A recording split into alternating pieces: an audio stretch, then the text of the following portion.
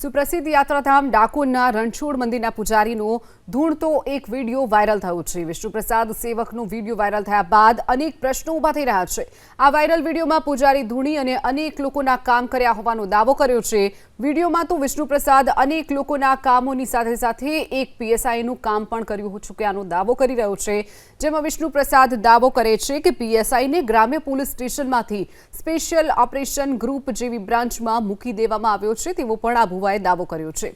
રણછોડજી મંદિરના સેવક આ રીતે ઘરે ધૂણતો હોય અને આ પ્રકારની વાતો કરતા હોય એવો વિડીયો વાયરલ થતા લોકોમાં અચરજ ફેલાયું છે।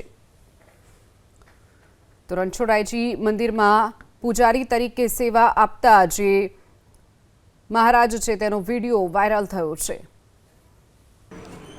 એ તો અનુભવ તમને છે ને, ખાલી તમને મદદમાં બોલાવડાયેલા હે, અને તો જે વસ્તુ બંધાઈ એવો રડતો તો પીએસઆઈ હે, આખું ઘર રડતું હતું।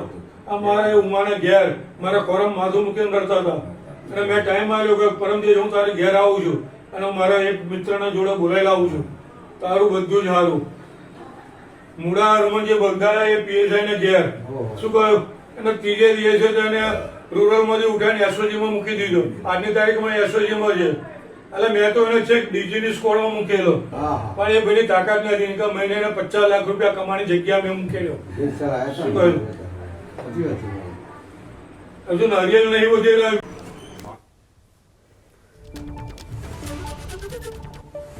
તો વિડીયો વાયરલ થયા બાદ ડાકોર મંદિરના સેવકે માફી માંગી છે। જે વિડીયો વાયરલ થયો છે, વિષ્ણુપ્રસાદે પોતે પીએસઆઈની બદલી કરાવતા હોવાનો દાવો કર્યો હતો અને ત્યારબાદ હવે માફી માંગી છે। ડાકોર રણછોડજી મંદિરમાં હું પૂજારી છું, તથા હું વર્ષમાં એકવાર ભૈરવજીની સાધના કરું છું, એટલે ભૈરવજીનો જન્મદિવસ ધામધૂમથી ઉજવું છું। અને આજે સવારે જે વિડીયો વાયરલ થયો છે સોશિયલ મીડિયા ઉપર અને ટીવીમાં, એટલે એ વિડીયો જે વાયરલ થયો હોવાથી જે કંઈ બોલેલું છું એ બદલ હું માફી માગું છું।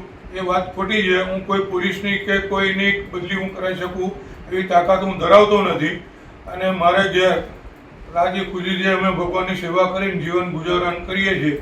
અને જે કોઈને મન દુઃખ થયું હોય કે બીજું કંઈ તકલીફ હોય એ બદલ હું દરેકની માફી માગું છું હાથ જોડીને। જય રણછોડ, જય